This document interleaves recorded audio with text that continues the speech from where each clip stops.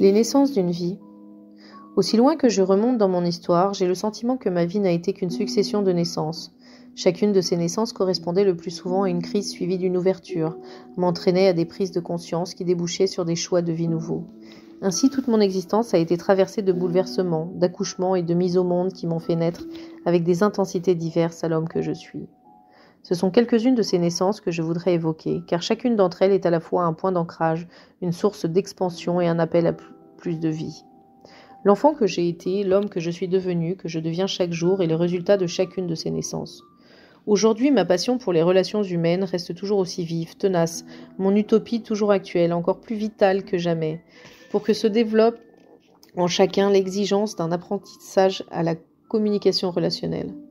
Et si je rêve, je me bats pour qu'on apprenne un jour la communication à l'école, au même titre que le calcul, l'histoire, la géographie ou le français. Je le dois aux rencontres, aux étonnements, aux découvertes qui ont surgi à tous les âges de ma vie. Il y a encore, je le sens, bien d'autres gestations à engranger, bien d'autres naissances à venir, bien d'autres expériences à vivre. Mais celles-ci pourront s'appuyer sur quelques balises, sur quelques points de référence, sur quelques repères fermes que j'ai découverts au cours de toutes ces années passées à me mettre au monde. Ma grand-mère disait, à défaut de père, il faut avoir des repères. Ainsi, j'ai en moi profondément inscrit quelques points d'ancrage, des règles de vie auxquelles je tente d'être fidèle, que je respecte en priorité, quelles que soient les autres urgences ou les contraintes qui peuvent peser sur moi. Voici quelques balises qui me sont précieuses. Une admiration est un étonnement sans limite pour les enfants et leur combat pour devenir autonomes, adultes, créateurs. Un respect profond des femmes, de leurs exigences et de leur courage, de leur mystère et de leur générosité. Le souci permanent de me responsabiliser face à tout ce qui m'arrive. La croyance aujourd'hui inébranlable que je suis porteur, comme chaque être humain, d'un cadeau fabuleux, celui de la vie que j'ai reçu en dépôt dès ma conception. Ce cadeau spirituel, immatériel mais très réel, fait d'une parcelle peut-être infime mais importante d'énergie et d'amour universel. C'est une croyance que j'ai, sur laquelle j'ai plaisir à m'appuyer et qui, chaque jour de ma vie, m'a confortée. Je sais qu'il m'appartient, comme à tout homme et à toute femme, d'agrandir avec le plus de liberté possible ce don reçu. En effet, il est bien de ma responsabilité vis-à-vis de ce que je considère comme un cadeau, soit de simplement le consommer, de dépenser sans autre condition cet amour, cette énergie, soit de l'amplifier, de l'agrandir et de l'offrir autour de moi. En suivant l'un ou l'autre des choix que j'aurai faits, au moment du passage vers un au-delà ou un ailleurs différent qui marquera la fin de mon cycle de vie, je pourrai rendre à l'univers, à la masse commune, ce qui pourrait être le fond commun de l'humanité, cette parcelle d'énergie et d'amour, diminuée ou enrichie, que j'ai reçue en dépôt à l'aube de ma vie.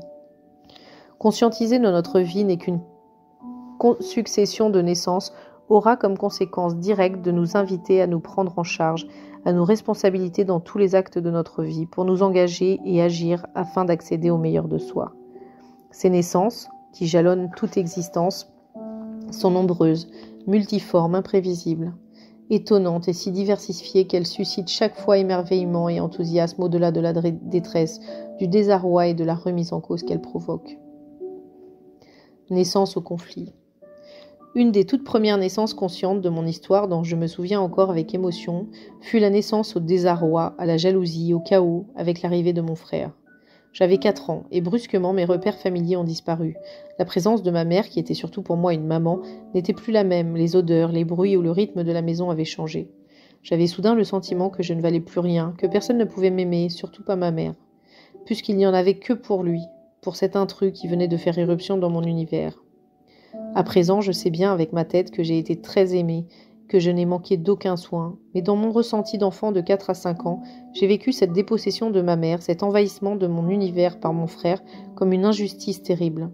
2 photos, gardées précieusement dans l'album familial, témoignent de cette période. Sur l'une, un petit garçon en costume de marin, blond, souriant, adorable. Qu'il est gentil, quel trésor, on le croquerait tellement il est mignon, sont les paroles que j'entendais au-dessus de ma tête.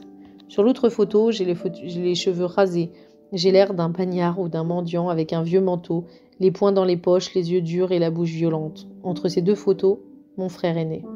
Ce fut pour moi une naissance douloureuse qui me fit découvrir que des sentiments négatifs parasitaires, avec un pouvoir destructeur sans aucune mesure avec la réalité, peuvent envahir la totalité d'un espace de vie quand nous croyons ne plus être aimés. Car même si ma mère se partagea entre mon frère et moi, qu'elle fût à mon égard présente, attentive et aimante, autant que cela se pouvait pour elle, car elle n'avait que 2 bras, la perception douloureuse qui m'habitait était que c'était inacceptable. Naissance de l'amitié. À 7 ans, le fils de notre voisin le plus proche, Marcel, est devenu mon meilleur ami. Un ami à la vie et à la mort, comme nous disions entre nous. Avec lui, j'ai découvert la confiance, l'engagement dans la parole donnée, la solidité d'une amitié, la sécurité que donne l'acceptation inconditionnelle, la fiabilité indestructible d'une amitié au quotidien. J'étais aimée et acceptée telle que j'étais, et non telle qu'on aurait voulu que je sois. Nous étions inséparables, je veux dire respirant, lui et moi, les mêmes rêves, traversant les mêmes émotions, s'émerveillant des mêmes découvertes. C'était lui et c'était moi. Nous traversions la vie immortelle, si confiants l'un dans l'autre. Je vivais dans un quartier populaire et les guerres d'enfants étaient fréquentes. Rivalité de territoire, de mode, de héros. Combien de fois ne m'a-t-il pas tiré d'un mauvais pas, d'une situation difficile ? Nous étions 2 contre les autres. Nos imaginaires s'affrontaient, nos tentatives d'affirmation se combattaient plus que nos corps, mais quelquefois la violence nous emportait, surgissant comme malgré nous, et nous entraînait bien au-delà de nos possibles. J'ai ainsi perdu une dent au cours d'une bagarre à la fronde, et mon corps garde la trace de nombreuses cicatrices de cette époque. Mais mon ami Marcel était là, fidèle, solide, me protégeant des risques de la vie. Naissance de l'amour. J'avais 8 ans, elle s'appelait Michel, elle habitait tout près de chez nous. Je n'ai jamais retrouvé la force des émois qui habitaient mon corps à cette époque. Quand je la voyais traverser la rue pour aller à l'école le matin, je faisais un grand détour pour ne pas passer devant l'école des filles, car les filles représentaient pour moi une espèce inquiétante.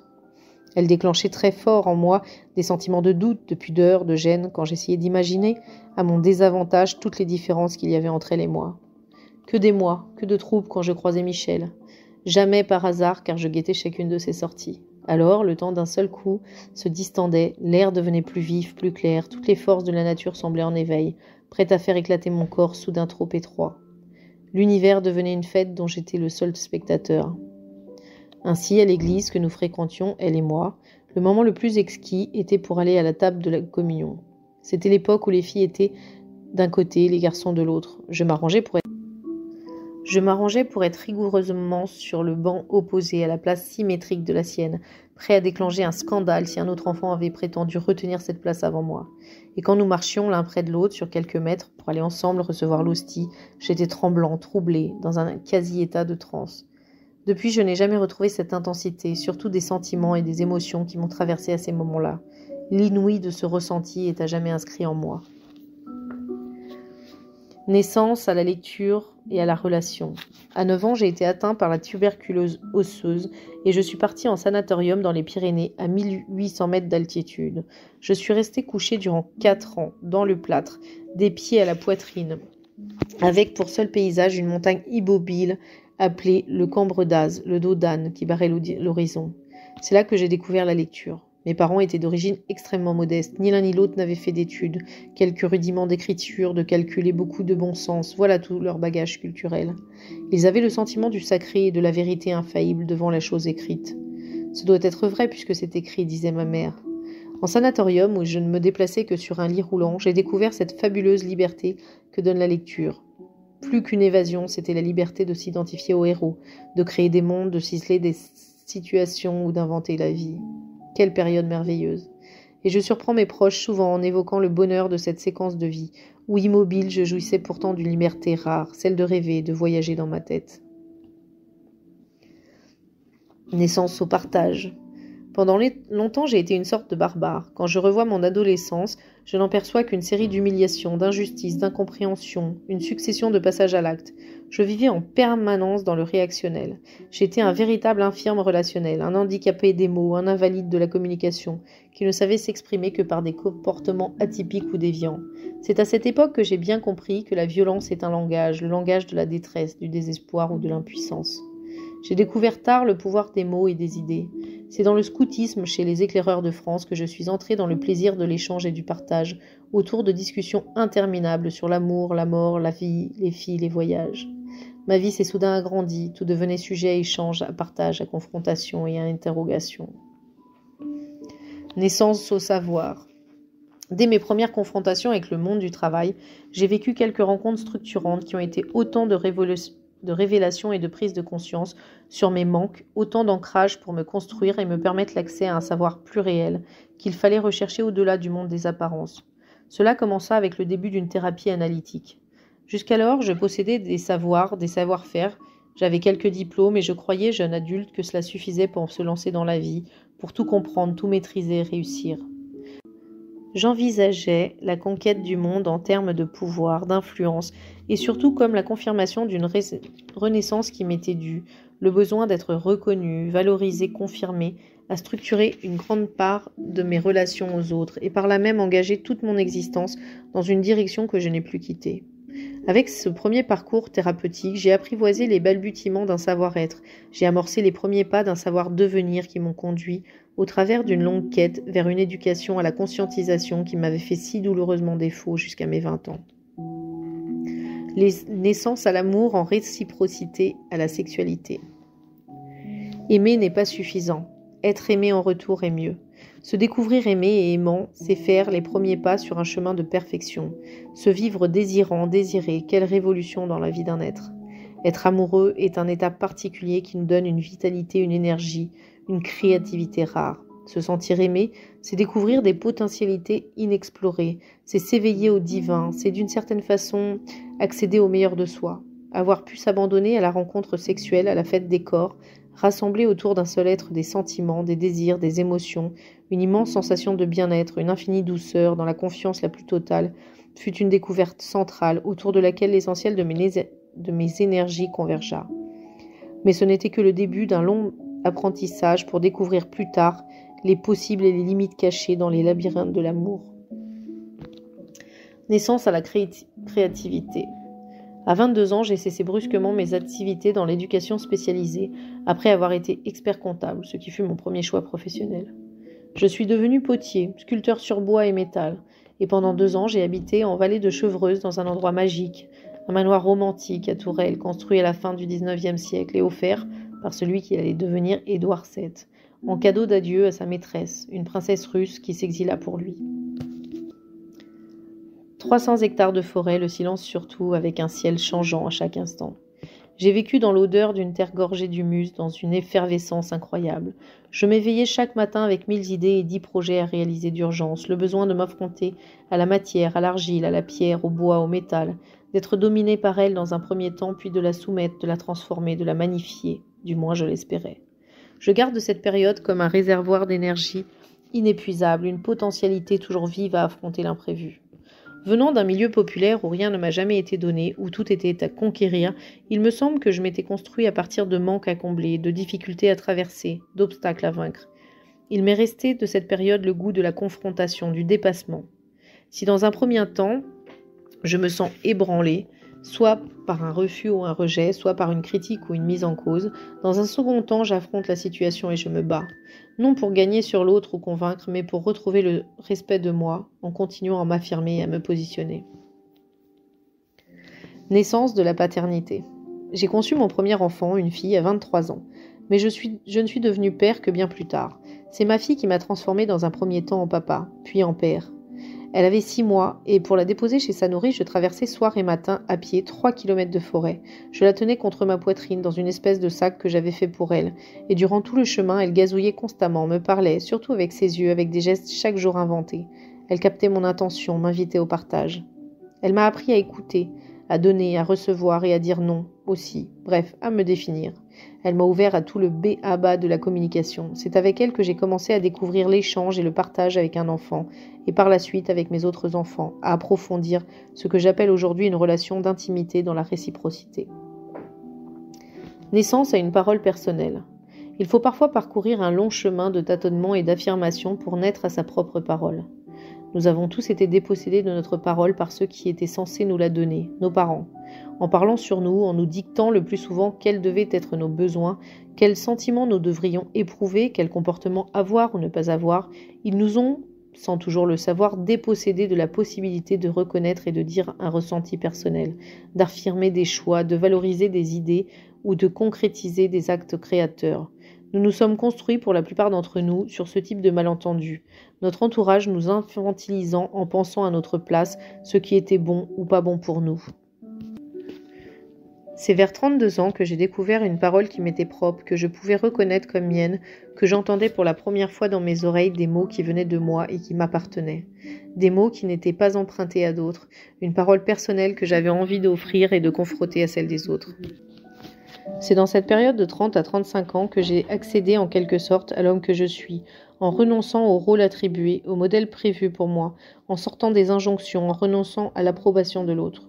Oui, il m'a fallu attendre d'arriver au tiers de ma vie pour découvrir combien je vivais dans la non-affirmation, combien j'étais un ex-enfant conformiste, fidèle, chargé de loyauté, de mission de restauration que je devais mettre en œuvre en priorité dans ma propre existence. Fidélité, exigente qui me dépossédait de mes propres choix de vie.